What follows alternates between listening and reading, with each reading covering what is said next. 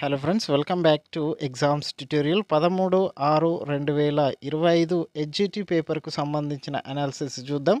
ముఖ్యంగా తెలుగు పేపర్కు సంబంధించి జాతీయాలు అడగడం జరిగింది. కర్మరి కర్తరి వాక్యాలకు సంబంధించిన ప్రశ్నలు అనేటివి రావడం జరిగింది.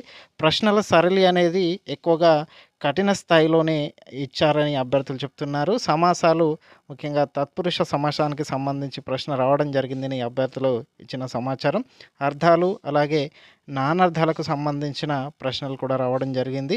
తొలి పండగలు అనే పాఠ్యాంశానికి సంబంధించి కరీముల్లకు సంబంధించిన ప్రశ్న రావడం జరిగింది. ఎక్కువగా ప్రశ్నలు సరైనవి సరికానివి అనే టైప్లో ఎక్కువగా ప్రశ్నలు అనేటివి రావడం జరిగిందని అభ్యర్థులు చెప్తున్నారు.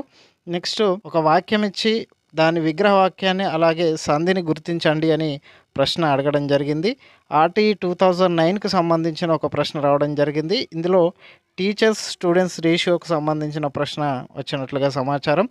ప్రజ్ఞా సిద్ధాంతాలకు సంబంధించి ప్రశ్న రావడం జరిగింది. అలాగే నోమ్ చోమ్స్కీకి సంబంధించిన నిర్వచనంపై ఒక ప్రశ్న రావడం జరిగింది అని అభ్యర్థులు చెప్తున్నారు. నెక్స్ట్ పూసల చట్రం మెథడాలజీకి సంబంధించి పూసల చట్రానికి సంబంధించిన ప్రశ్న వచ్చినట్లు అభ్యర్థులు చెప్తున్నారు.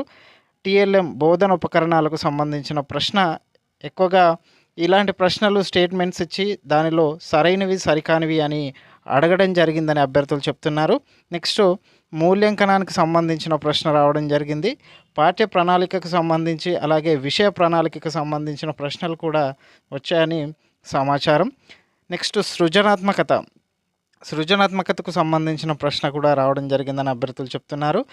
ఇతివృత్తాలు ఒక సైడుగా పాఠ్యాంశాలు ఇచ్చి మరో సైడు వాటి యొక్క ఇతివృత్తాలు ఇచ్చి వాటిలో సరైనవి సరికానివి అడిగినట్టుగా సమాచారం తెలుగుకు సంబంధించి. నెక్స్ట్ ప్రక్రియలకు సంబంధించిన ప్రశ్నలు కూడా వచ్చినట్లుగా చెప్తున్నారు.